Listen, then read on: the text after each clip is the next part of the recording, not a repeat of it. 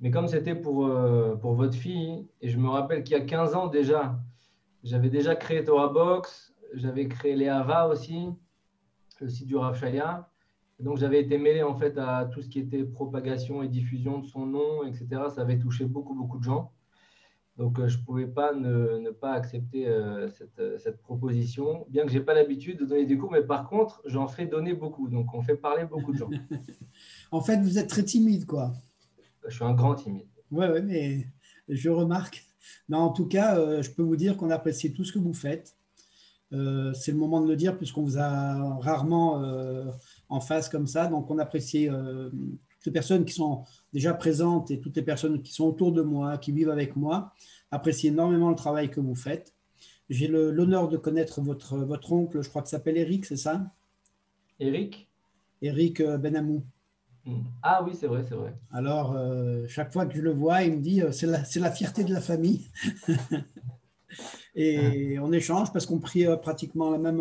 On habite juste à côté, donc on se voit souvent. Et voilà, donc je voulais vous remercier déjà pour tout ce que vous faites, que je vous exprime tous mes remerciements et je vous donne toutes les brachot que je peux donner, que je suis capable de donner, que vous puissiez encore réussir davantage et toucher encore plus de Bnei Israël là où ils sont et même là où ils ne sont pas, Bezrat Hashem. Encore un grand merci, Binyamin. Je suis très touché par votre attitude. Mais Toda Rabba, bah, si vous parlez de famille, déjà, quand même mentionner que une grande partie de ma famille vient de Lyon Ah ouais. et même ma belle famille. Donc, on est en famille là ce soir. On a une tata là qui assiste au cours. Hein. Vous la connaissez Ah, certainement. ah oui, Tata Étoile. Voilà. Très bien. Alors, bon, moi, je ne vous connais pas. Je ne connais pas votre niveau, entre guillemets, votre niveau d'engagement. Je ne sais pas combien de temps vous voulez rester. Donc, on va tenter. Il m'a dit, le Rav Zekri, il m'a dit détente. Bon, je ne sais pas c'est quoi détente. En tout cas, on va essayer d'apprendre quelque chose. J'ai essayé de sortir des sources aujourd'hui. Euh, des sources un peu partout pour pas que vous ayez déjà entendu ce que j'aurais à vous dire, puisqu'on parle tellement sur le net, qu'il faut se renouveler. Donc en fait, toute l'idée d'aujourd'hui, ça va être d'arriver à changer de regard sur les choses, pour que ça puisse influer sur notre réalité de tous les jours. Souvent, les gens, ils vont vous dire, mais comment vous avez créé TorahBox? Comment c'est possible? Il y en a, ils vont me dire, par exemple, souvent c'est comme ça chez les non-religieux. Je ne sais pas pourquoi ils ont cette phrase à vous dire. Pourquoi tu n'as pas le permis? Moi, par exemple, je n'ai pas le permis. Ils me disent, mais tu as X enfants, tu as X employés. Comment tu fais pour ne pas avoir le permis? Comme si c'était la chose importante euh, à avoir. Et en réalité, ce qu'ils ne Voilà, je savent peux pas pas, vous aider là, on est en plein c'est cours. que de la façon dont tu veux vivre ta vie, Je vais enregistrer. d'accord, les choses se font autour de toi de Hein. sorte à ce que tu n'aies pas besoin de voiture. Si toi, tu as décidé de vivre d'une certaine façon, la réalité autour de toi, elle va s'adapter. Maintenant, avant d'arriver à changer de regard sur les autres, en fait, c'est surtout avoir un regard différent sur les autres que je voudrais qu'on aborde aujourd'hui, c'est sur ce thème-là. J'aimerais, avant ça, commencer à ce qu'on parle de comment un homme il se regarde déjà lui-même. Dans le Talmud, dans la Gemara Shabbat, c'est marqué qu'un homme, donc même une femme, bien sûr, vous n'allez pas y passer, un homme ou une femme ne voit jamais ses propres défauts. C'est extrêmement difficile de mettre un jugement objectif sur nous-mêmes. Et donc, on ne voit pas nos propres erreurs. Et à tel point que le Gaon de Vilna lui-même, qui était un géant qui avait réussi à parfaire ses midotes, ses traits de caractère d'une façon incroyable, il a carrément décidé de rémunérer un élève à lui. Et cet élève-là, il avait pour mission de pointer et de le réprimander à chaque fois qu'il faisait une erreur. Comme s'il n'était pas capable lui-même de voir ses propres erreurs. Vous imaginez, le Gaon de Vilna, il va maintenant payer quelqu'un 500 € par mois. J'ai besoin que tu me dises là où je me trompe. Je suis incapable d'arriver à le pointer. Et il y a une histoire très connue, d'accord? Les gens aiment bien quand on raconte des histoires. Une histoire très connue qui en parle encore mieux de cette idée-là. C'est l'histoire du rabbi Shabtai HaKohen de Vilna. C'était un énorme chacham. C'est quelqu'un qui est inscrit donc dans les commentateurs du Shulchan Aruch. Il a un livre qui s'appelle le Siftei Kohen. Vous ne pouvez pas connaître un grand dayan qui ne connaît pas le livre le Siftei Kohen. Il était tellement gaon, il était tellement grand, cette personne-là, qu'en fait, il avait écrit ce livre à 24 ans. Et un jour, lui-même, le rabbi Shabtai HaKohen, il a eu un problème financier très important avec un des grands riches de la ville, un des grands notables. Et lui, il était sûr d'avoir raison. Et comme il était très connu, c'était impossible que l'affaire elle se fasse juger dans la région, parce que quand les gens ils allaient avoir affaire au rabbi Shabtai HaKohen de Vilna, n'importe quel dayan, n'importe quel juge rabbinique, il aurait eu beaucoup de mal à juger contre lui. Donc, ils ont décidé d'aller exposer en fait ce problème juridique très loin. Et donc, ils sont partis, lui et le riche, dans un beth din, donc comment on appelle ça, un tribunal rabbinique. Et chacun, il a exposé ses arguments. Ils sont partis voir un rabbin inconnu au bataillon. Et le rabbin, il a écouté le rabbi Shabtai HaKohen de Vilna. Et de l'autre côté, il a écouté le riche en question. Et après quelques heures de réflexion, le rabbin en question, le dayan, il a ouvert plein de livres. Il a dit que le rabbi Shabtai HaKohen, il était en tort. D'accord? En tort. Et Rabbi Shabtai, il n'en revenait pas. Il a retourné le problème dans tous les sens au niveau de la halacha. Il n'arrivait pas à imaginer qu'il puisse s'être trompé lui et qu'il ait tort. Impossible. Et bon, il a accepté le jugement. Mais il a quand même dit à la fin, avant de sortir du beth din, il est parti voir le dayan. Il a dit, mais juste une chose, sur quoi tu as fondé ta décision de me rendre coupable? Alors le dayan, il a pris un gros livre dans sa bibliothèque et il lui a dit, moi, j'ai tranché ce psak-din, donc cette décision halachique, selon l'avis du célèbre rave, le Siftei Kohen. Un grand rave qui a écrit donc ce livre-là il y a 1 an et qui traite exactement du cas que vous êtes venu m'apporter. Je ne sais pas si vous imaginez. Ça veut dire que le rave Shabtai HaKohen de Vilna, il a été obligé d'admettre que lui-même, il avait perdu toute objectivité sur lui-même. Ça veut dire que lui-même, il a parlé dans son livre à lui. Et il a passé des heures et des heures et des heures, c'est des centaines d'heures avant d'écrire un mot, d'accord, de cette décision halachique qu'il a inscrit dans son livre. Il n'a même pas été capable d'imaginer que ce dont il était en train de débattre avec ce riche, c'était exactement ce qu'il avait écrit. Pourquoi? Parce qu'il a perdu entièrement une objectivité, puisque c'était lui qui était impliqué dans cette affaire. Donc un homme, il n'arrive pas à voir ses propres erreurs. Il ne peut pas être à la fois juge et en même temps parti. Il a beaucoup de mal à ça. La vérité, je vous dis la vérité, c'est que une des forces de nos gdolim, de nos très grands, c'est que justement, oui, des fois, ils arrivent à l'être.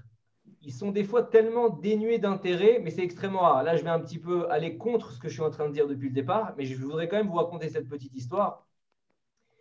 Vous savez, il y a une chassidoute, surtout aux États-Unis, qui s'appelle la chassidoute de Satmar. C'est une chassidoute gdosha, très sainte, qui est malheureusement très connue à travers les médias. Les médias sont souvent des gens qui diffusent des choses, mais qui ne savent pas de quoi ils parlent. Et le rabbi Yoel de Satmar, c'était un très grand Baal Tzedaka. Il donnait beaucoup de Tzedaka, il était très connu pour son chesed. Et il y avait un journaliste qui était anti-Haredi complètement. Il détestait les religieux et il écrivait, je ne sais pas, toutes les semaines, une tribune contre le rabbi de Satmar et contre tous les Haredim. Et un jour, ce monsieur-là, sa femme, elle est tombée malade. Et tout d'un coup, il a dû avoir besoin de 150 000 dollars de l'époque. Donc, c'était il y a, je sais pas, il y a plus de 30 ans, je pense. Il a eu besoin de 150 000 dollars pour pouvoir voyager, faire l'opération à sa femme auprès d'un spécialiste très rare et ensuite revenir revoyager dans son pays d'origine. Et une personne m'a dit, tu sais, tu devrais aller voir le Rav de Satmar, c'est un grand, grand Baal Tzedaka. Il lui a dit, attends, moi je vais aller voir le Rav de Satmar. Moi, toute la journée, ma vie, c'est de stigmatiser le monde religieux. Impossible. Et puis, il a essayé de s'arranger, d'essayer d'obtenir des prêts de ci, de là. Qui c'est qui va prêter ou qui va donner 150 000 dollars à quelqu'un? Alors, il a pris son courage à deux mains, il est parti voir le rabbi de Satmar. Le rabbi de Satmar, il l'a vu rentrer, ses chassidim, ils lui ont bien dit qui il était.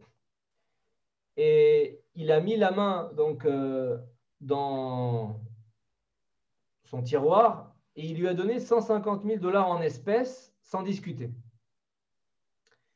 Il faut savoir que c'était comme ça le rabbi de Satmar. C'était un énorme Baal Tzedaka.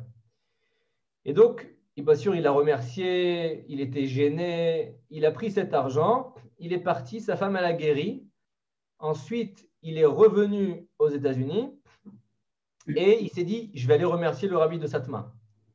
Quand il est reparti voir le rabbi de Satmar, à peine il est rentré dans la pièce, il lui a dit, sors de là, rachat, méchant, anti-Haredi, anti-juif, antisémite, sors d'ici, je ne veux plus te voir.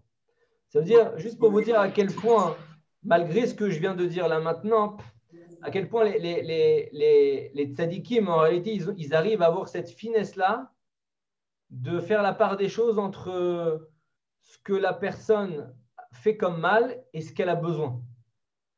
D'accord? Maintenant, à propos de ce qu'on a dit dans la Gemara, qu'un homme, il ne voit jamais ses propres erreurs, regardez à quel point ça va. Le Midrash Shmuel, il dit que à tel point, vous-même et moi-même, on n'arrive pas à voir nos propres erreurs, que même à 120 ans, quand on aura quitté ce monde, au moment où on va se faire juger, il dit, le Midrash Shmuel, il dit que pour qu'un homme, il accepte la décision du tribunal qui va passer en revue tous nos faits et gestes pendant 120 ans qu'on a passé dans ce monde-là. Et bien le tribunal, il est obligé de ruser avec nous. Comment il ruse? En fait, il va faire défiler devant nous toute notre vie, mais on ne va jamais nous dire que c'est notre vie à nous. On va nous faire défiler une vie de quelqu'un, et nous, on va être là, on va dire, mais il a fauté là, cet homme-là, il est coupable. Et là, il n'a pas mis cette filine. Et là, il n'a pas fait la bracha bekavana. Et là, il a jugé quelqu'un avec malveillance. Et là, il a fait ci, il a fait ci, il a fait ça. Et il faut le condamner de telle et telle personne. Comme ça, on va juger la personne. Et à la fin, on va nous expliquer, tu sais, la personne que tu as jugée là maintenant, en fait, c'est toi. C'était ta vie qu'on a passée là maintenant. Parce que si Béhémet, on t'avait dit que c'était ta vie, tu n'aurais jamais été capable de dire oui, c'est moi, c'est vrai. Alors qu'est-ce qu'on fait? On va nous appliquer la sentence que nous-mêmes, on a proposée dans notre tête. Et vous entendez toujours ce que je dis, oui, n'est-ce pas? Parce que c'est très délicat de faire un cours sur Zoom où on n'entend rien. Non. Non, on entend. Et en fait, on retrouve cette attitude-là même chez David Améler. Le prophète Nathan, il est venu réprimander le roi David. Le roi David n'avait pas fauté al-pi halacha, mais au niveau où il était, il a fait une chose qu'il n'aurait pas dû faire. Il a courtisé, on sait, Bathsheba, il s'est débarrassé de son mari et il l'a envoyé se faire tuer au front. Et en fait, qu'est-ce qui s'est passé? Le prophète Nathan, qu'est-ce qui s'est passé? Il a envoyé Hachem, il a envoyé Nathan vers David.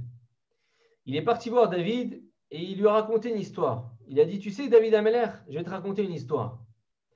Un jour, il y avait deux hommes, ils habitaient dans la même ville. Il y avait un riche et il y avait un pauvre. Le riche, il avait un gros bétail. Il avait en grande quantité, il avait plein de bêtes. Mais le pauvre, miskin, il n'avait rien. Il avait une petite brebis qu'il avait achetée à quelqu'un. Et il nourrissait sa petite brebis et elle grandissait auprès de lui, auprès de ses enfants. Elle mangeait un peu de son pain, elle buvait un peu de son verre, elle se couchait sur lui. Mamache, c'était sa petite brebis, c'était comme sa fille.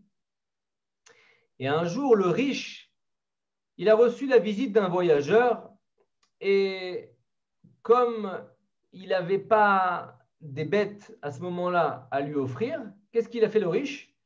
Il a pris la petite brebis du pauvre et il l'a donnée au voyageur qui est venu le voir. Et là, quand David Ameller, il entend ça, il rentre dans une colère terrible.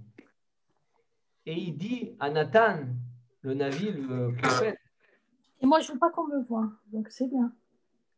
il lui dit à Nathan, il lui dit, Hachem Ishmor, il mérite la mort, ce type. Il mérite la mort. Comment est-ce qu'on peut faire une chose aussi ignoble? Et la brebis qu'il a pris, il devrait normalement payer 4 fois la valeur de la brebis qu'il a pris. Comment est-ce qu'il n'a pas eu pitié comme ça? Et Nathan le prophète, il dit à David Ameller, il dit, cet homme dont tu parles là maintenant, c'est toi. C'est toi. Toi, je t'ai fait roi d'Israël. Je t'ai mis dans tes bras certaines femmes. Je t'ai fait roi de Beth Israël, Beth Yehuda. J'aurais pu te donner encore plus. Comment est-ce que tu as pu mépriser la parole d'Hachem comme ça? Et en fait, il lui a raconté l'histoire que lui-même, il a fait à Uri, d'accord? Comment il lui a pris sa femme, entre guillemets. Et il a dû lui faire une parabole pour qu'il puisse, David Ameller, on parle de David Ameller maintenant, on ne parle pas d'un petit du coin là. On parle de David Ameller et on a dû lui faire une parabole pour qu'il comprenne que l'histoire qu'on était en train de lui raconter, c'était la sienne. Je ne sais pas si vous imaginez. Donc, avant de commencer à arriver à avoir un bon regard sur l'autre, déjà, il faut arriver qu'on ait un regard, Birchal, qu'on arrive à se regarder nous-mêmes. Parce que si on veut juger bien les autres, il faut qu'on arrive à se juger nous-mêmes. Parce que si on sait qui on est, on arrivera à mieux juger l'autre. Et quand on arrive à mieux juger l'autre, et notre vie, elle change. C'est ça qu'on va essayer de développer ce soir, c'est que notre vie, elle change. Si je juge bien les boulettes de ma femme un Shabbat, je sais que la semaine prochaine, les boulettes, elles vont être extraordinaires. D'accord? Maintenant, je vous raconte juste une dernière histoire pour vous dire à quel point on n'est pas capable de voir nos propres erreurs. C'était au 19e siècle, d'accord? Il y a eu, donc c'était il n'y a pas longtemps, je ne sais pas si vous connaissez, il y avait 2 grandes écoles lituaniennes. Il y avait l'école lituanienne de Mir et il y avait celle de Novardok. Et un jour, il y a eu une très grande marloquette, un très grand différend entre la communauté de Mir et la communauté de Novardok. Et donc, on leur a dit, vous savez, allez devant un tribunal rabbinique, d'accord? Prenez chacun un dayan, ok? Chacun doit choisir un dayan. Et pour le 3e dayan, il faut qu'il soit nommé par les 2 dayanim que vous avez pris. Et donc, Rabbi David de Mir, qui était le chacham du côté de Mir, et Rabbi David de Novardok, ils ont dit, on veut examiner l'affaire auprès de Rabbi Chaim de Vologine. C'était un des plus grands élèves du Gaon de Vilna, le principal. Et c'est lui le premier qui a créé la première yeshiva, hein, comme on connaît, c'est quoi aujourd'hui une yeshiva. Et ils sont partis le voir. Et malgré que Rabbi David de Novardok, il avait énormément d'arguments pour qu'on tranche en sa faveur, malheureusement pour lui, Rav Chaim de Vologine, il a dit que c'était Rabbi David de Mir qui avait raison. Donc, ils étaient donc 2 contre 1. Et Rabbi Chaim, donc de Vologine, le Dayan, il sentait bien que Rabbi David de Novardok, il n'acceptait pas le fait qu'il ait eu tort. Il cherchait une occasion de l'apaiser, il n'arrivait pas à l'apaiser. Et plusieurs mois après cette histoire-là, les deux rabbins, ils sont partis ensemble dans un village, d'accord, dans une foire comme ça. Et Rabbi Chaim de Volojine, donc le Dayan, il a dit à son ami donc, qui avait perdu, il a dit, tu sais, les jours de foire, il y a beaucoup de litiges. Vous savez, la foire, je ne sais pas comment on appelle les foires aujourd'hui en France, là, il y avait les foires de Paris, la foire de Paris par exemple. Il y a plein de litiges. Et voilà, il y a plein de gens qui viennent me voir et qui me disent, j'ai besoin que tu m'arranges ce litige. Est-ce que je peux t'envoyer quelqu'un? Donc il dit ça à Rabbi David de Novardok. Et Rabbi David, il dit, bon, il n'y a pas de problème. Et il reçoit deux personnes et il tranche en faveur de l'un des deux. Après, il retourne voir Rabbi Chaim de Volojine et il lui dit, tu vois, j'ai tranché comme ça, je pense que j'ai raison. Et Rabbi Chaim de Volojine, il lui tape sur l'épaule, il lui dit, tu sais, tu as très très bien jugé. Tu as très bien dit qui était coupable et qui était innocent. Mais est-ce que tu as remarqué que l'affaire que tu as jugée, elle ressemble pratiquement exactement à l'affaire que moi j'ai jugée quand toi tu étais perdant. Mais le problème, c'est que quand toi tu étais perdant, comme il dit le Talmud dans la Gemara Shabbat, un homme, il n'est pas capable de voir ses propres erreurs. Donc en fait, c'était qu'une histoire montée. C'était une histoire montée. Donc il était obligé de reconnaître, il a dit, tu as 1000 fois raison, je reconnais maintenant à quel point mon jugement, il était bizarre. Et plusieurs années après la mort de Rabbi Chaim de Volojine, Rabbi David de Novardok, il s'est retrouvé dans le même village et il a rencontré par hasard la personne qu'il avait lui-même jugée dans la foire.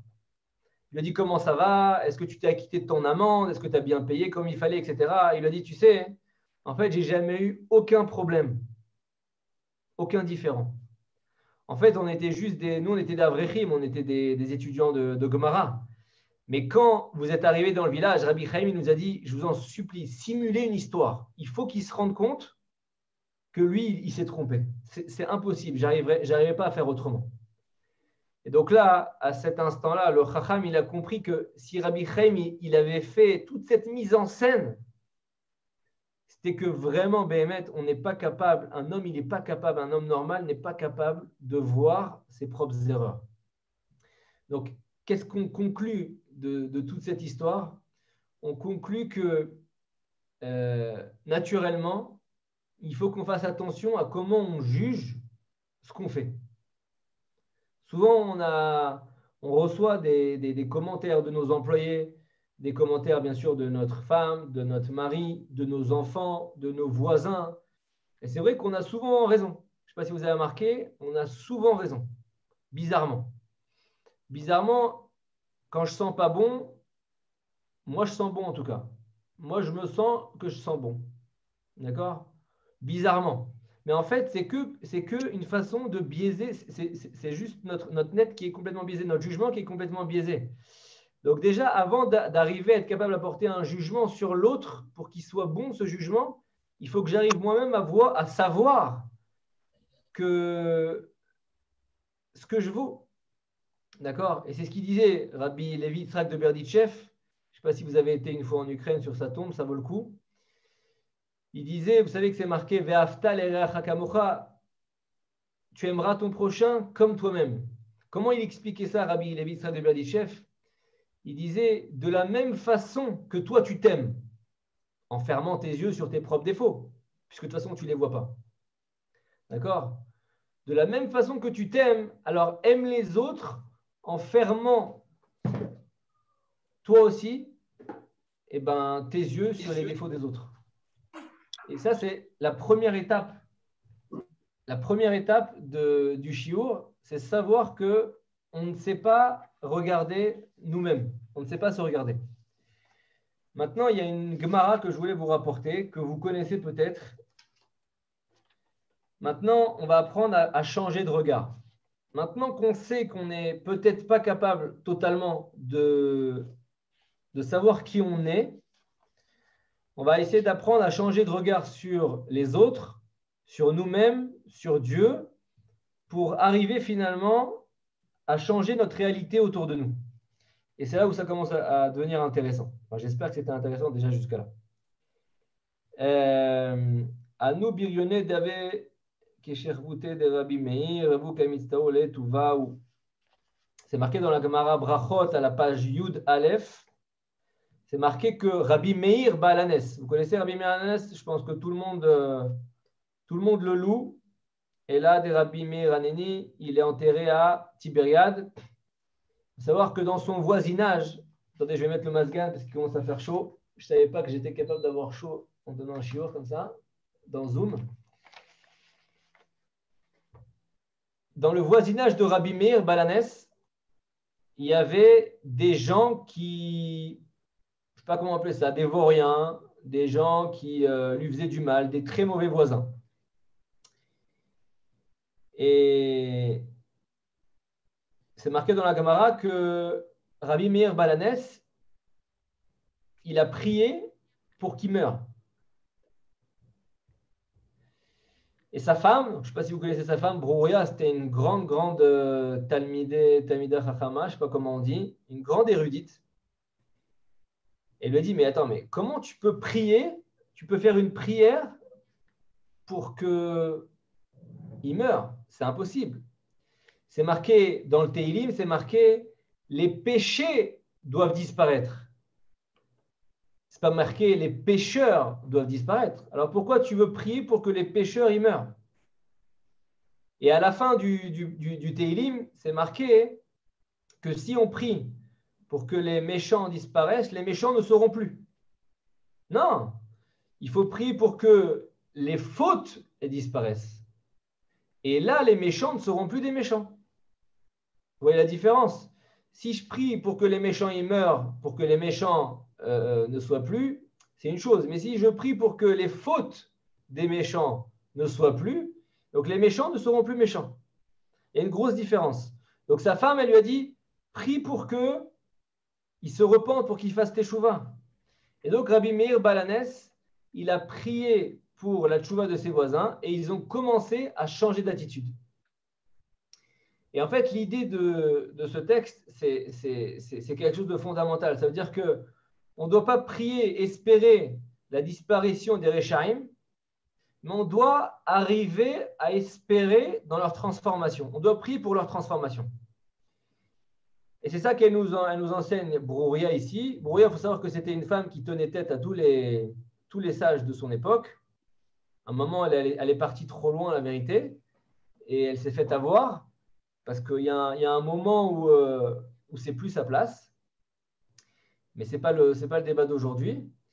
Et il faut savoir qu'il y a des Chachamim qui ont voulu dire qu'en fait, Rabbi Meir, il n'a pas tellement prié pour ça. Il a juste demandé miséricorde pour qu'il meure vite avant qu'il fasse une erreur tellement grave qu'ensuite, dans le tribunal céleste, on ne leur compte pas cette faute. D'accord ? Mais bon, ça reste quand même très pessimiste comme regard. Je ne sais pas si vous êtes d'accord, ça reste quand même très pessimiste. Maintenant, il y a un problème que je trouve dans ce texte-là, et ça fait partie du sujet principal que je voudrais aborder, c'est que Brouria, elle dit « prie pour qu'il fasse tchouva ». Mais attends, je ne comprends pas. Est-ce que moi, maintenant, ma prière, elle peut changer le libre arbitre d'une personne? Une personne, elle ne veut pas faire tchouva. Elle veut pas se remettre sur le bon chemin. Elle n'est pas libre de ses choix. Moi, si je vais prier pour elle, maintenant, elle va se mettre sur le bon chemin. Est-ce qu'il n'y a pas un problème ici, là, maintenant? En fait, une des réponses à ça, c'est que ce n'est pas la prière de Rabbi Meir. Et c'est là le grand chidouche, c'est que ce n'est pas la prière de Rabbi Meir qui a transformé ses voisins qui étaient méchants. Pas du tout. C'est à partir du moment où Brouria, elle lui a dit de prier pour qu'il change. En fait, les voisins, ils ont senti que le grand Chacham Rabbi Meir, il commençait à espérer d'eux. Il commençait à avoir sur eux un regard qui était bienveillant. Il ne les a pas enfermés dans le je sais pas comment on peut dire, dans ce rôle de mauvais voisin. Il y a toujours des mauvais voisins. C'est un concept, le mauvais voisin. Il a eu une émouna en eux. J'ai la émouna, j'ai un regard bienveillant, j'ai un regard souriant, mais surtout j'ai un regard bienveillant qu'à partir d'aujourd'hui, je pense que vous pouvez y arriver. Et ils ont senti ça. Ce n'est pas qu'il a prié pour qu'ils changent. Il ne peut pas influer sur eux. Chacun a son libre arbitre. Et donc, il leur a donné la force de changer. Et quand on croit en quelqu'un, apparemment, on lui donne une énergie qui se ressent dans la matière. Je pense que vous avez tous eu le livre, je ne sais plus comment il s'appelle, Amaapecha en hébreu, La Révolution, où on voit deux plantations, une plantation, donc des graines comme ça, des graines auxquelles on a dit des Teilim, et de l'autre côté des graines qu'on a maudit. Vous voyez la tête des graines qu'on a maudit, et vous comprenez à quel point une personne qu'on maudit ou qu'on a un regard malveillant sur elle, à quel point elle peut ne pas arriver à avancer, à faire des efforts. Alors que la graine sur laquelle on avait récité des Teilim, et Teilim, c'est les louanges les plus belles qu'on peut faire à Hachem. Vous voyez que la plante, elle a bien poussé, elle est heureuse d'être là, elle a sa couleur, elle a tout ce qu'il faut. Donc en fait, ce n'est pas la prière de Rabbi Meir qui a changé, mais c'est les voisins, le ressenti qu'ils ont eu qui a réussi à leur faire ce changement. J'ai raconté une histoire sur Torah Box. Alors je suis désolé pour ceux qui regardent et qui écoutent toutes les histoires. C'est une histoire que j'adore raconter à chaque fois que j'ai l'occasion, qui me paraît super importante. Rabbi Daniel, vous m'aviez dit de parler 5 minutes, c'est ça? On a le temps?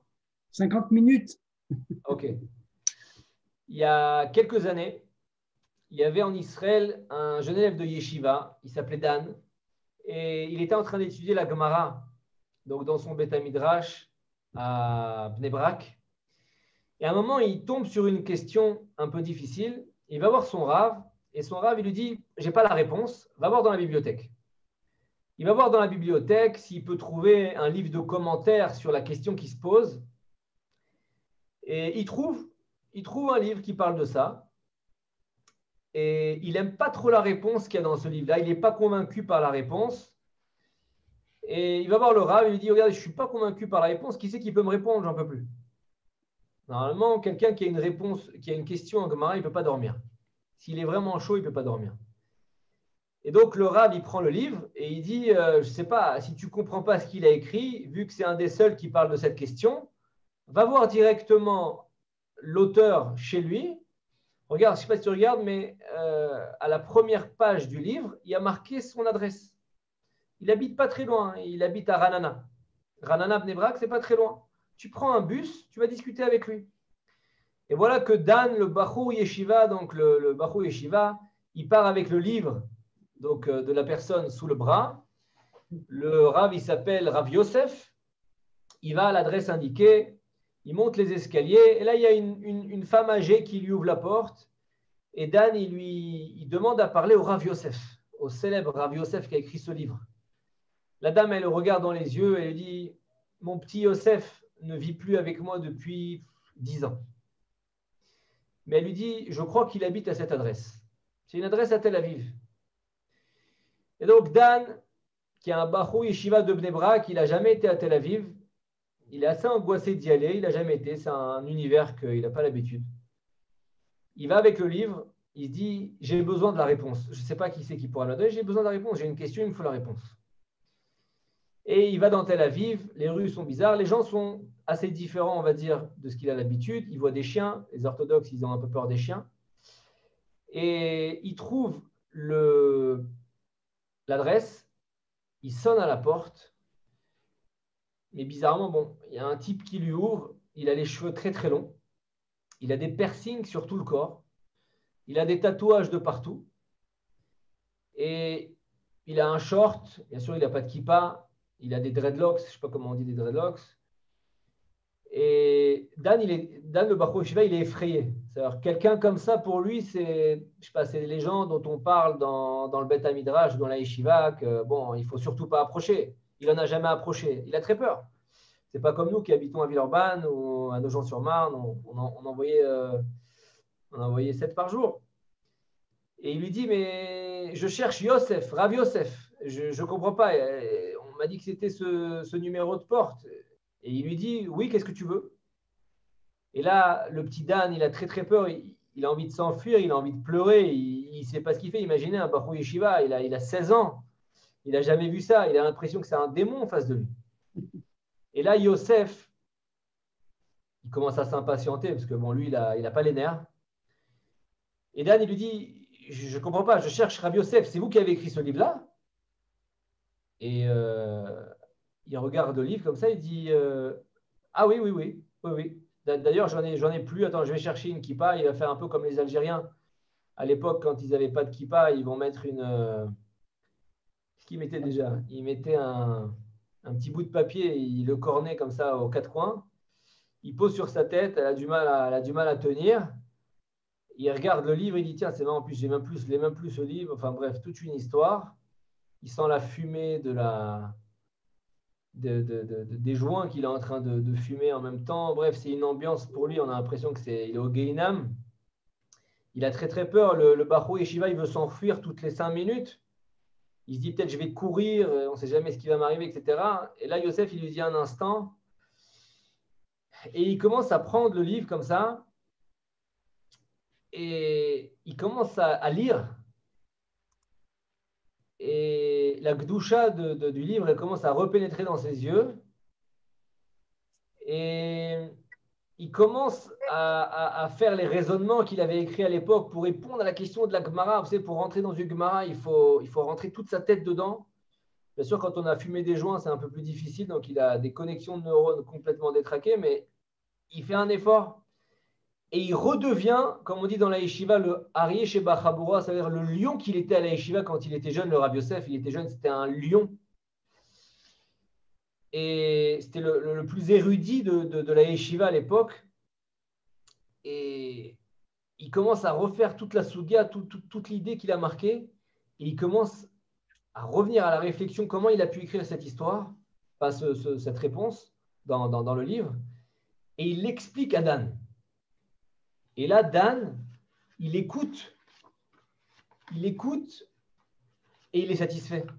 Ça veut dire ça fait, je sais pas, ça fait 5 heures qu'il est en train de galérer. Dan, il est satisfait de la réponse. Il dit c'est incroyable. Et ça lui a donné un oxygène terrible. Et Dan, il est abasourdi. Il est maintenant en face de quelqu'un qui est rempli de tatouages, qui est rempli de piercings, qui est en train de lui expliquer une Gemara. Et c'est le seul de toute la yeshiva qui a réussi à lui expliquer la Gemara. Même quand je vous raconte l'histoire, je tremble. Et Yosef, il lui dit, tu peux me laisser le livre parce que j'ai plus d'exemplaires. Bien sûr, Dan, il lui donne le livre. Et bon, il ne sait plus où il habite, Dan. Et il rentre à la yeshiva, il explique l'histoire que personne ne va croire au Rosh Yeshiva.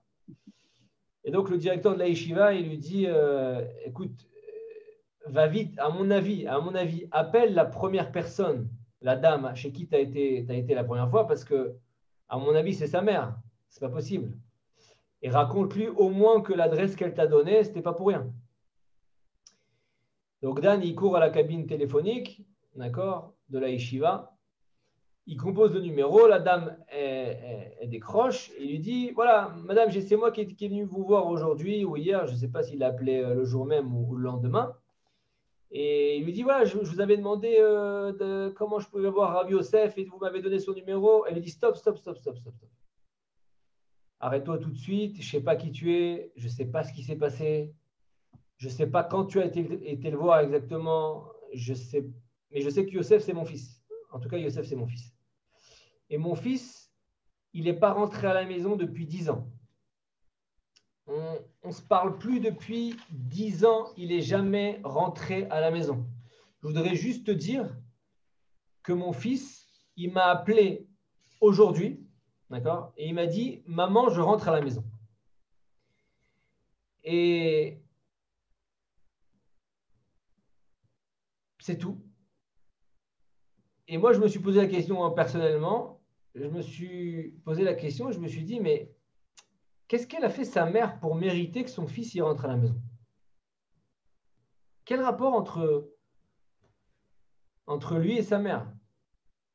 Qu'est-ce qui a fait, même si vous voulez enlever les micros, ou je ne sais pas, remettre les micros, je ne sais pas comment ça marche, Zoom, ou peut-être ça va être trop compliqué, mais qu'est-ce que sa mère, elle a pu faire pour mériter que son fils, il rentre à la maison?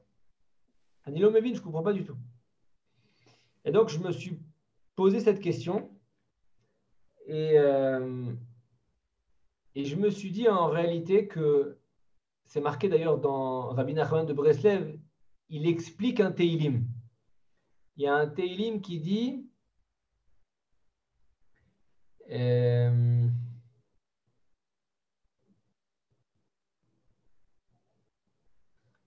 sais plus comment il dit le Teilim en hébreu. Veitbonenu talmekomo venenu. Et me tirer. En gros, il dit le Teilim, il dit quand tu regardes un juif, regarde bien. Tistakel otpam, otpam ve otpam. Et plus tu vas regarder, et plus tu vas te concentrer sur une mitzvah qu'il a fait. Ça n'existe pas un juif qui n'a pas fait une mitzvah. Ça n'existe pas un juif qui n'a pas fait une fois Bikur Cholim, il n'a pas visité un malade. Ça n'existe pas un juif qui n'a pas une fois souri à quelqu'un qui avait besoin qu'on lui sourie. Ça n'existe pas un juif qui n'a pas mis une fois cette fille. Bon, ça existe. Ça n'existe pas un juif, je ne sais pas moi, qui n'a pas fait une mitzvah qui s'appelle une mitzvah. D'accord? Qui n'a pas soit ou donné de l'argent, ou donné un sourire, ou donné un réconfort. Quelque chose qui s'appelle une mitzvah, ça n'existe pas. David Amelach dans les Télim, il dit, alors dommage, j'ai plus le pasouk, mais bon, ça ne change pas grand-chose. Il dit, regarde bien cette personne-là. Et plus tu vas la regarder, tu vas te concentrer sur un point positif qu'il a fait et tu ne regardes pas le reste. C'est vrai que c'est un rachat. De manière générale, tu es en train de voir un rachat maintenant. Mais tu te concentres sur la chose positive que cette personne-là elle a faite. Et tu regardes que le point positif. Et bien il dit, je fais un Melech, il dit Veitbonenu talme komo veneno. Non. Ça veut dire que si tu reviens au niveau où il était au départ, c'est-à-dire rachat, eneno, il n'est plus. Ça veut dire quoi? Ça, c'est Rabbi Nachman de Breslev qui explique que quand tu regardes un juif que sur son côté positif, tu ne te concentres pas sur le reste, et ben, ce qui va se passer, c'est que lui, il va faire tchouva entre guillemets, ça veut dire bien sûr à des degrés que ce n'est pas tchouva du jour au lendemain, genre maintenant il fait toute la Torah. Allez, vas-y, bye. C'est qu'en réalité, il va avancer, tu vas porter un regard sur lui qui est complètement différent, et il va prendre sur lui en fait une tchouva en fait dans la tête. Et quand tu vas essayer de revoir à quel niveau il était au départ, eh ben, il n'est plus à ce niveau-là. Il a évolué. Il n'est plus à ce niveau-là. Et en fait, ce que je pense dans l'histoire que j'ai racontée, ce qui s'est passé, c'est que Yosef, il avait besoin qu'on le regarde comme Yosef. Il ne voulait plus qu'on le regarde comme le type qui a tourné. Il ne voulait plus qu'on le regarde comme le délinquant. Il avait besoin qu'on le regarde comme il est, Yosef. Peu importe s'il a un tatouage, il n'a pas un tatouage, il s'appelle Yosef. Ce n'est pas le vilain canard du quartier. Il a des qualités, il a des défauts, mais a priori, ce qui s'est passé, c'est que personne jusque-là l'avait pas valorisé, mais l'avait apprécié au minimum de sa valeur.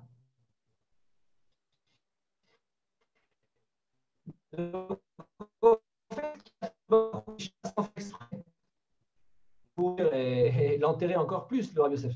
Mais il est resté devant lui et il lui a posé une question comme le Rav Yosef. Il lui a dit, pour moi, tu as écrit ce livre-là, je te pose la question. Donc finalement, il lui a redonné l'espoir de recroire en lui et il lui a redonné en fait le courage de pouvoir rentrer chez lui et dire, peu importe ce qu'elle pense, je suis Rav Yosef. Je suis Rav Yosef. Peu importe. Tu me regardes comme ça, etc. Je suis Rav Yosef. À partir du moment où je suis Rav Yosef, c'est bon, je peux rouler maintenant. Vous voyez un petit peu l'idée?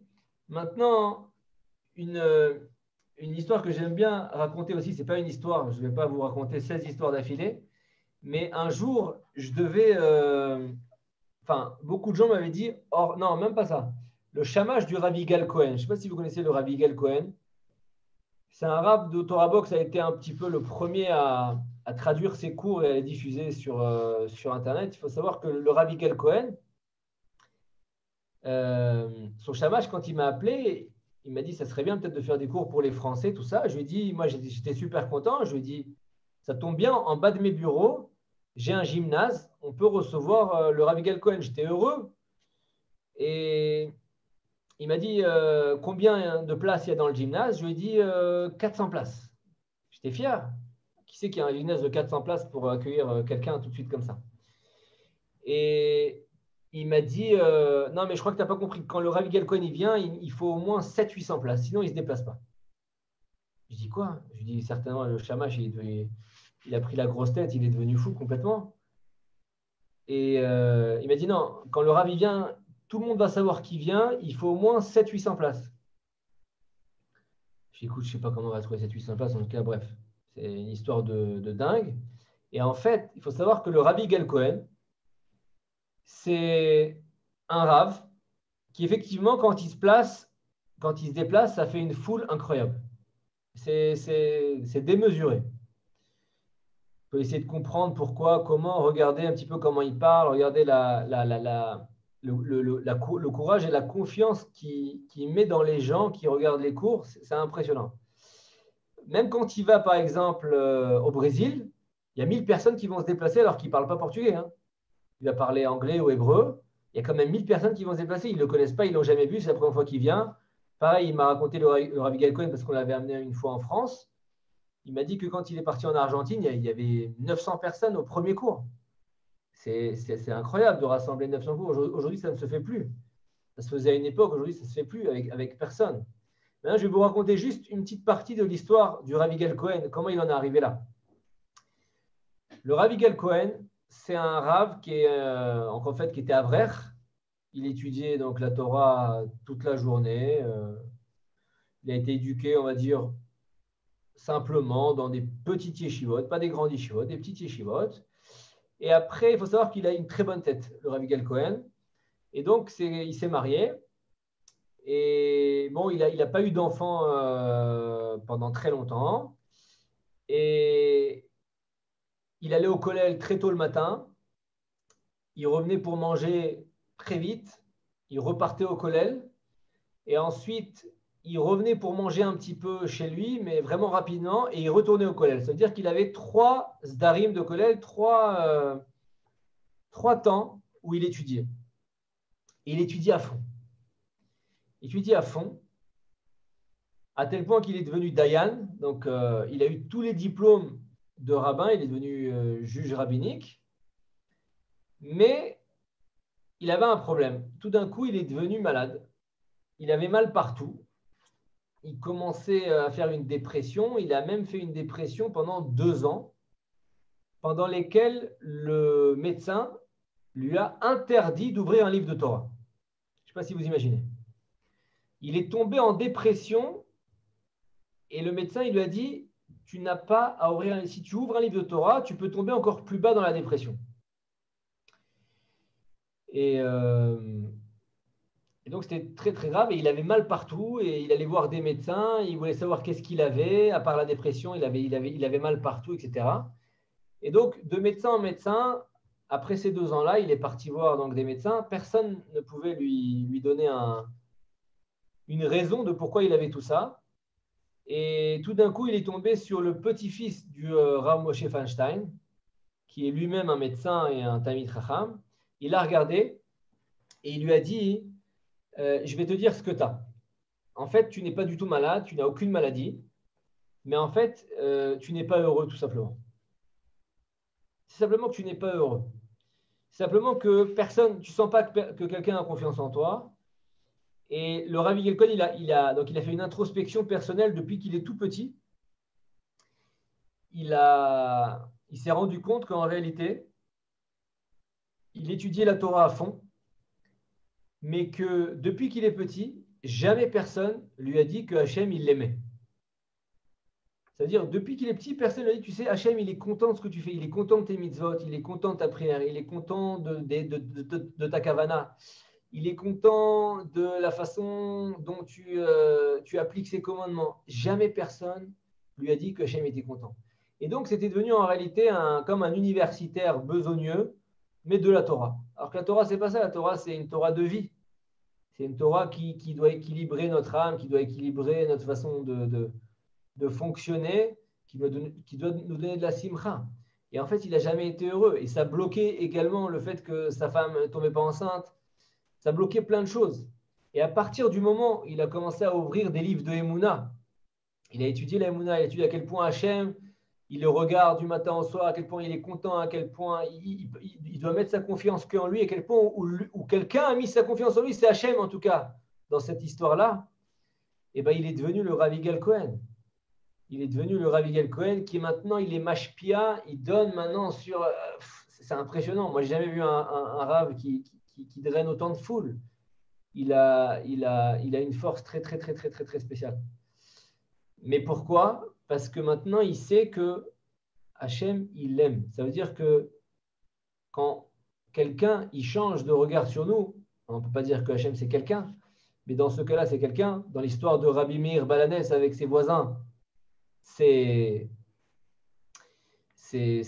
quelqu'un, pour le coup. Voilà ce que ça fait, voilà ce que ça donne. Donc, quand je change de regard sur quelqu'un, voilà ce que ça peut donner. Vous savez que Aaron, on dit Aaron à Cohen, il était Oev Shalom, Rodef Shalom, Karvan la Torah. Aaron à Cohen, c'était quelqu'un, donc c'était le frère de Moshe Rabbeinu, comme vous savez. Et quand il voyait des gens qui faisaient des avérotes, il avait une technique pour qu'ils fassent tchouva. Au lieu de leur faire la morale, au lieu de prier pour qu'ils meurent, au lieu de, je ne sais pas quoi, leur faire des réflexions, au lieu de les voir arriver à la synagogue et leur dire t'as pas honte, comment tu pries, etc. Alors qu'est-ce qu'il faisait? Il bavardait avec eux. Il allait parler avec eux de choses toutes bêtes. Le dernier match entre l'OL et l'OM au Stade Gerland, des choses toutes simples. Et en fait, il devenait leur ami. Et il les fréquentait comme si c'était leur ami, alors que c'était le Gdolador, c'était le grand de la génération. Et en fait, ça ne laissait pas indifférent les gens. Les gens, ils disaient, attends, tu sais c'est qui mon ami? Mon ami, c'est Aaron Cohen, quoi. C'est le Rav Kanievski. Et donc, les gens, ils étaient flattés, ils étaient honorés. Et ils étaient tellement, en fait, honorés de la confiance que Aaron, il leur donnait, qu'ils se disaient, je ne vais pas trahir sa confiance. Et donc, en fait, ils faisaient tchouva et ils s'amélioraient. Donc, en fait, c'est simplement le regard qu'ils portaient sur eux en leur disant, tu sais, tu es mon ami, comme n'importe lequel, comme un autre grand rave, toi, tu es mon ami. Et donc, tu n'avais pas envie de trahir la confiance de Aaron à Cohen. C'est encore une autre façon, c'est la même façon, c'est la même direction que les histoires et les enseignements qu'on a dit juste avant. Vous savez, un jour, le Rav Moshe Feinstein, il devait aller donner un cours très loin. Il habitait à New York. Il devait donner un cours. Et il y a un de ses élèves qui s'est proposé pour l'amener donner le cours. Et malheureusement, donc il y a ouvert la porte, d'accord? Il a attendu que le Rav Moshe Feinstein il rentre dans la voiture et l'élève, il lui a fermé la porte sur les doigts. C'est-à-dire qu'il y avait une partie des doigts à l'intérieur et une partie des doigts à l'extérieur. Le Rav Moshe Feinstein, il saignait. Et l'élève, il ne s'était même pas rendu compte. Et ce qui s'est passé, c'est que le Rav Moshe Feinstein, il a ouvert la porte, il a repris ses doigts, ou du moins ce qui restait de ses doigts, et il a fermé la porte, sans rien lui dire. Il y a des élèves qui ont vu ça. Et quand il est revenu donc, à son domicile, il y a les élèves, ils sont partis, ils lui ont dit, mais je ne comprends pas, Rav, il vous a explosé les doigts. Vous lui dites rien, tout va bien? Il dit, écoute, il était tellement content de m'amener. Et je sais que j'ai une influence très grande sur lui. Je ne vais pas maintenant perdre l'influence que je peux avoir sur lui en lui faisant un reproche qui ne sert à rien maintenant une fois que c'est fait. Et je ne vais pas revenir en arrière. C'est-à-dire qu'il y avait une conscience, mais en fait, les Gdolim, ils ont des consciences en fait, en permanence. Nous, on a beau des fois écouter des cours, par exemple, souvent je dis ça, et je dis que il y a beaucoup de gens qui vont écouter des cours, par exemple, d'éducation. Ils sont parfaits dans les principes éducatifs. Ils savent exactement, quand ton enfant il se comporte comme ça, tu dois lui dire comme ça, etc. Ils ont fait tous les cours de Lyon. la rue de Dieu, la rue machin, Torah Temet, le Rav Teboul, ils ont tout fait. Et à la fin, une fois que leur enfant il fait une bêtise, ils s'énervent et ils oublient le principe éducatif qu'ils ont appris. Et ils font le contraire totalement. Et en fait, il faut savoir que avant déjà d'être capable de pouvoir appliquer un principe éducatif, il faudrait savoir déjà si, entre guillemets, notre santé psychologique, elle est bien, elle est stable, elle est équilibrée. La majorité d'entre nous n'est pas capable, au moment où la colère, elle monte, de pouvoir appliquer le principe éducatif. Je ne sais pas si vous comprenez ce que je dis. On a beau lire des tonnes et des tonnes et des tonnes et des tonnes de livres. Vous savez, il y a de plus en plus de livres sur le couple. Je ne sais pas pourquoi. À l'époque de mon grand-père, Papy Yaya, il y avait combien de livres? Il y en avait zéro. Il y en avait 0,5. D'accord? Eux, en réalité, tous les livres de couple et d'éducation, surtout de couple, ça tient sur 1, 2, 3 principes qu'ils ont développés à fond parce que les gens, ils ont envie maintenant de lire un tout petit peu. Mais ça tient sur 3 choses. Ma femme, c'est la priorité. Voilà. J'imagine mon grand-père, par exemple. J'imagine mon grand-père. Il n'a pas étudié la Torah comme nous, on étudie la Torah. Mais il avait des principes extrêmement puissants. J'imagine qu'il s'est dit, je me marie, ma femme, c'est la priorité. Mon mari, c'est la priorité. Voilà. Donc maintenant, tout ce qui va se passer dans ma vie là maintenant, avant de prendre une décision, je vais dire, attends, est-ce que ma femme maintenant, elle va être mise en second ou pas? Mon mari va être mis en second ou pas? Et selon ça, je fais. Ils n'avaient que 3 principes. Maintenant, je veux revenir juste ce que je dis avant. C'est, regardez le Rav Moshe Feinstein. Au moment où on lui a écrasé les doigts, il n'a même pas soufflé, il n'a pas soupiré, il n'a pas dit oh là là, Corona. Il n'a pas dit oh là là, il m'a explosé les doigts, mais quel abruti. Il ne lui a même pas fait une remontrance, il a même fait 1 gramme de remontrance.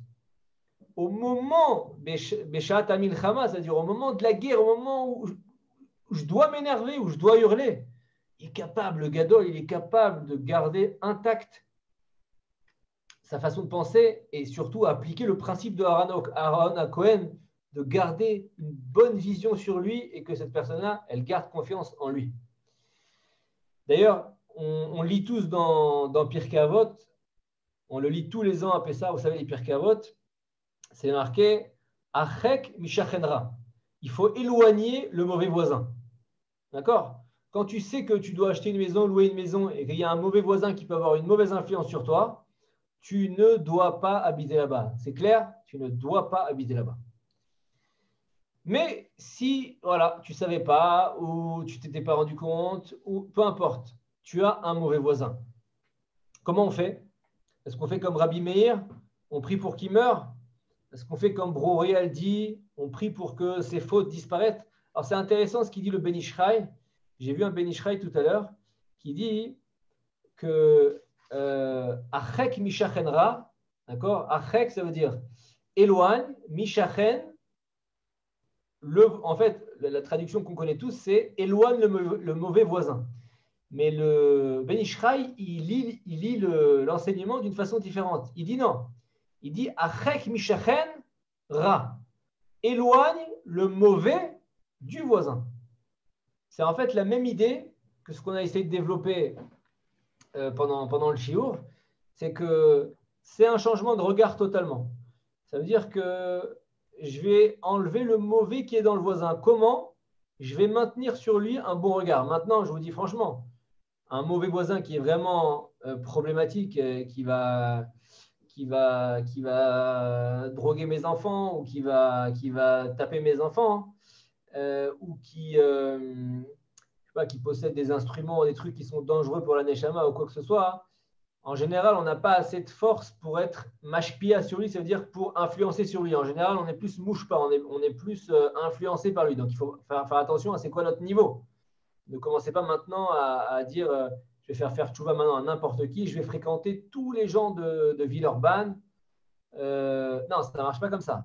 Mais si on est capable de garder sa Torah, de garder ses valeurs, de mettre quand même un espace entre lui et moi, mais d'avoir un regard positif sur lui, alors c'est quand même ce qui est recommandé.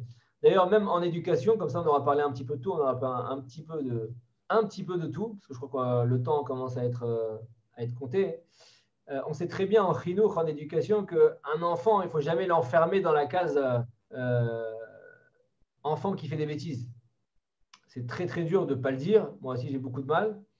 On a toujours un enfant parmi qui adore ça. D'accord? Et il faut éviter les mots comme d'habitude. Comme d'habitude, c'est toujours la même chose avec toi. Ou quand tu descends, tu fais une tête. D'accord? C'est toi qui l'as fait. Et c'est très très dur. C'est très très dur. Moi par exemple, j'ai pas mal d'employés. J'adore mettre des étiquettes. J'ai besoin de mettre des étiquettes pour savoir avec qui je peux travailler, comment je peux travailler. Est-ce que lui, c'est un rigoureux? Est-ce que lui, c'est un créatif, etc. Et ils ne supportent pas quand je leur mets des étiquettes. Par exemple, il y en a un, je lui mets une étiquette que c'est quelqu'un qui il a que des plans foireux. Je l'aime bien, hein, il a plein de qualités, mais je sais qu'il a aussi plein de plans foireux. Et donc maintenant, il a peur de proposer des projets pour TorahBox. Et ça, je sais que c'est un problème. C'est un truc qu'il ne faut absolument pas faire, mettre une étiquette de sorte que la personne elle se sente enfermée dans ce qu'elle est. Il vaut mieux dire ça ne te ressemble pas, c'est pas toi. Essayer de donner une perspective qu'il va évoluer. Il peut évoluer. Lui donner la perspective dans notre regard et dans notre parole que oui, tu peux évoluer. D'ailleurs, le Lachon Hara, en vrai, la vraie problématique du Lachon Hara, à part que halachiquement, on n'a pas le droit de dire du Lachon Hara, c'est qu'en fait, on est en train de mettre une étiquette sur quelqu'un qui va le suivre par toutes les personnes qui ont écouté le Lachon Hara que je vais dire. On va cataloguer une personne. Le pire, c'est de croire au Lachon Hara qu'on nous dit. Parce que quand je crois au Lachon Hara, je suis en train de cataloguer une personne qu'on va tous enterrer. Toutes les personnes qui ont entendu ce Lachon Hara, on va l'enterrer petit à petit. D'ailleurs, l'idolâtrie, c'est quoi l'idolâtrie?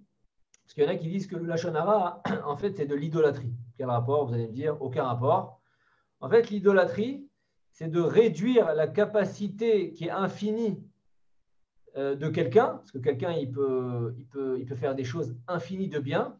En fait, tu le réduis à quelque chose de fini en disant, toi, tu ne peux pas bouger de ces 4 amotes-là. Tu ne peux pas bouger. Tu es en train de réduire ton enfant qui était capable de devenir brillant à en fait quelqu'un qui commet toujours des bêtises ou qui est toujours un tricheur ou qui est toujours ci ou toujours ça. Et vous savez, même quand on va voir un malade, par exemple, on va voir un malade. Je vais voir un malade à l'hôpital.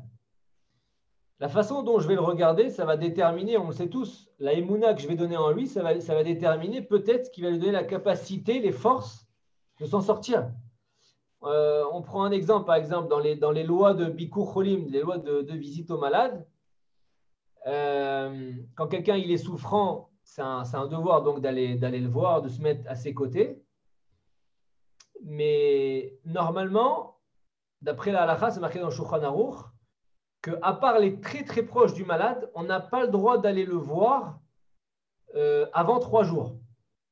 Il faut qu'il ait passé déjà 3 jours seul. Pourquoi? Vous connaissez ça, Rabbi David, Rabbi Daniel?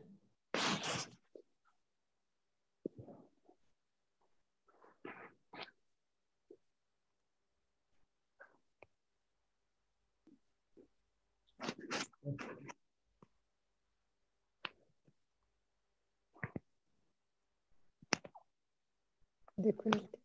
Vous m'entendez? Ouais, c'est bon. Bon, ça s'est arrêté quand? Ah. Il y a quelques secondes. Ok. Alors pourquoi est-ce que en dehors des proches, personne ne peut aller voir un malade dans les 3 premiers jours? Et en fait, vous connaissez la raison, Rabbi Daniel?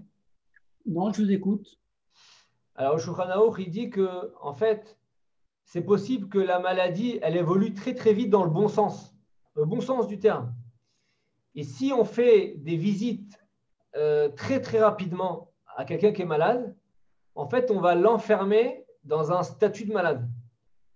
Et là, on va être sûr qu'il est malade et qu'il a un vrai statut et que c'est fixé, c'est figé. Et en fait, ça va produire dans lui un effet qui est psychosomatique, quoi, qui va faire évoluer la maladie dans le mal, d'accord, vers le mal, et qui va confirmer sa maladie. Alors que les proches, en général, enfin en tout cas c'est ce qu'on espère, bon, les proches, eux, c'est différent parce qu'ils ont besoin de le voir. C'est différent. On ne va pas dire que les proches, ils ont un meilleur regard sur quelqu'un qui est malade. Mais on veut éviter que les gens ils disent, voilà, lui, il est malade. Que maintenant, on commence à s'envoyer des SMS. Un tel est malade, allez le voir, priez pour lui, etc. Non, on ne veut pas influencer sur ça. Parce qu'on sait que dans les 3 premiers jours, ça peut changer. Ça peut encore plus changer. Hein, dans la même idée, pour finir, on a dépassé, je pense, le temps. Il y a une histoire qu'on raconte comme ça, c'est pas que pour rigoler.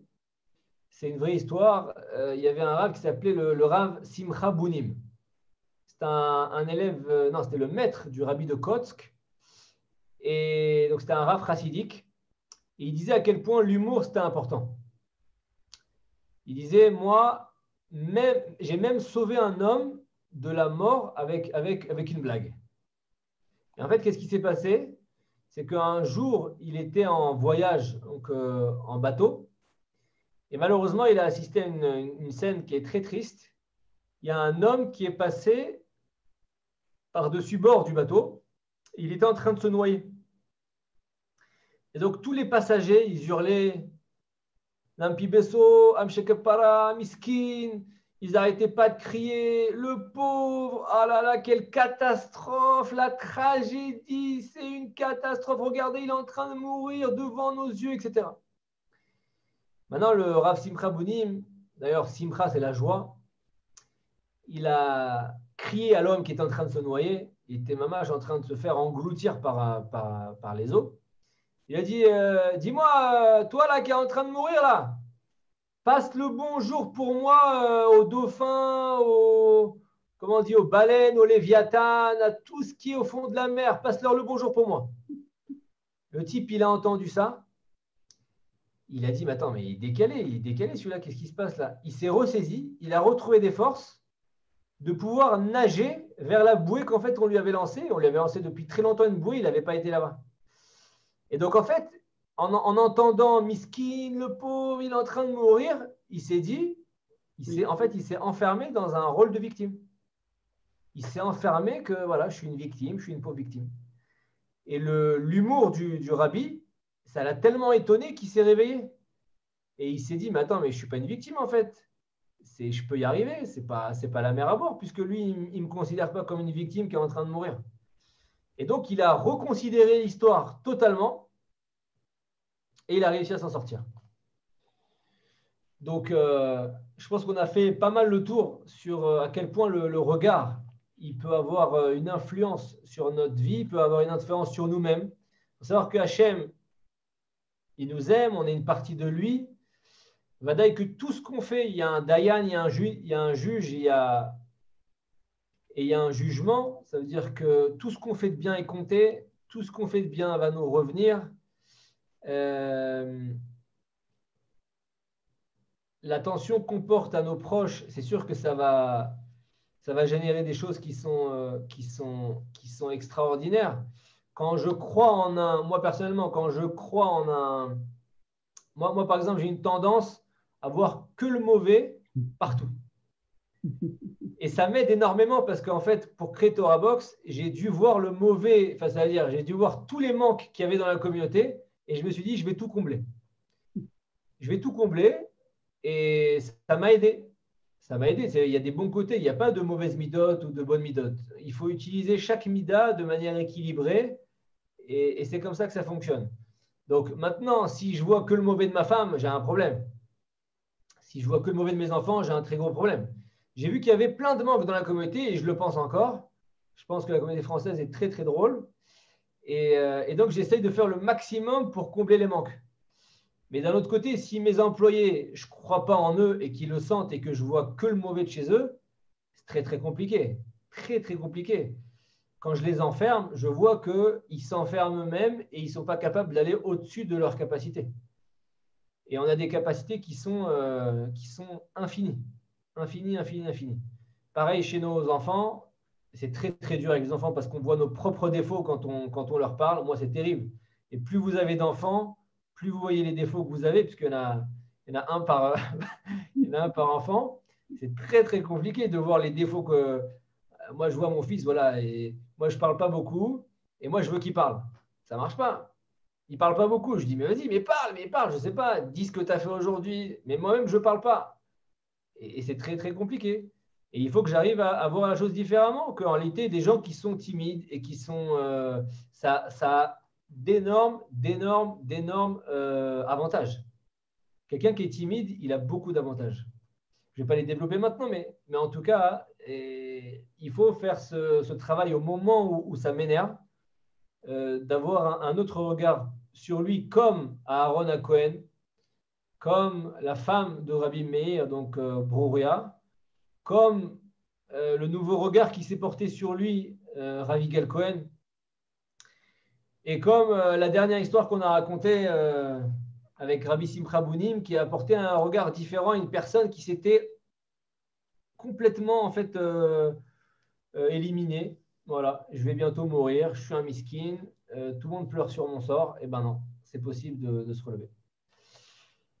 Voilà, j'espère que La cavote, c'était superbe. Très bon cours, j'espère que ça mesdames. vous a Si vous voulez plu parler, et c'est bon. on s'est renforcés ensemble dans toutes ces idées-là et que ça vous apporte à chacun beaucoup de brachot. Amen. Amen, amen. Hachem, il continue à faire le birour, la purification qu'il a envie de faire et qu'on revienne qu'on comprenne pourquoi est-ce qu'il a amené ce corona et qu'on recommence à lui faire plaisir comme on voulait lui faire plaisir avant que… Amen. Amen, amen. Amen. Merci. Merci Chapeau, beaucoup. Baruch. Excusez-moi. Super court. Excusez-moi, Rav. Quand vous dites que ceux qui sont timides, c'est bien, c'est parce qu'ils ne parlent pas, c'est pour ça? Alors ça, c'est peut-être, oui, parce qu'en général, on dit il n'y a rien de mieux que le silence. Mais moi, je disais ça parce que ceux qui sont timides, ils évitent beaucoup de choses interdites. Ils ont honte de faire beaucoup de choses interdites. Et dans la vie, il n'y a pas besoin d'avoir des milliards de copains. Il n'y a pas besoin de faire comme tout le monde, de sortir en boîte tous les soirs et d'imiter tout le monde. Et en général, la personne qui est un petit peu mesurée, qui est un petit peu timide, elle évite tout ça, tout simplement. Elle reste à la maison un peu plus. Il vaut mieux avoir son enfant chez soi à la maison, même si il est devant l'ordinateur et qu'il fait que jouer à la console. Entre nous, l'enfant, il est à la maison. Alors que quand l'enfant, il est super extraverti et qu'il a envie de sortir et d'essayer tout ce qu'il y a dans le monde, moi, je sais que d'expérience, d'après toutes les conversations parce qu'on reçoit un appel toutes les 4 minutes, donc je ne sais pas si vous imaginez depuis 15 ans le nombre de conversations que j'ai pu écouter de parents, ou bref, de toutes sortes de problèmes. Je peux vous dire qu'à la fin, il vaut mieux qu'un enfant il soit à la maison devant l'écran qu'à l'extérieur, parce qu'à l'extérieur, il se passe beaucoup de choses. Donc, moi, je disais juste qu'un enfant, sa timidité, c'est aussi une bonne chose. Ça lui évite de fréquenter beaucoup de gens extravertis, parce qu'en général, un introverti, il ne va pas parler avec un extraverti. Et il a des copains plus ou moins comme lui. Et c'est pas si mal. Voilà, c'était un peu ma cabane. D'accord, ok. Merci. Exact. Oui, moi, je voulais aussi intervenir. Vous m'entendez? Oui. Oui, d'abord, merci beaucoup pour ce cours qui a été excellent. Et je suis très contente que vous avez évoqué le Rav Yigal Cohen parce que moi, je le suis. Et j'aurais aimé savoir si c'était possible d'avoir une traduction pour les Français parce que je trouve qu'il fait d'excellents cours. Et il est un petit peu… il représente le genre de papa qui fait passer les messages, quoi. Donc, je voulais savoir si c'était possible d'avoir des traductions françaises de Alors, ces en fait, cours nous, et de les faire partager. On fait des traductions de lui, mais qui durent 4-5 minutes. Je sais que c'est peut-être pas assez. C'est pas assez en réalité. Mais il faut savoir qu'en fait, traduire un cours d'1 heure, ça coûte vraiment de l'argent. Parce que moi, j'ai la chance de parler hébreu et de vivre en Israël. Alors, j'écoute ces vrais cours, mais j'aimerais que ce soit partagé par les Français, quoi. Ouais. Vous vivez en Israël là maintenant? Moi, je vis… oui, je suis dans un yishuv en Israël, oui.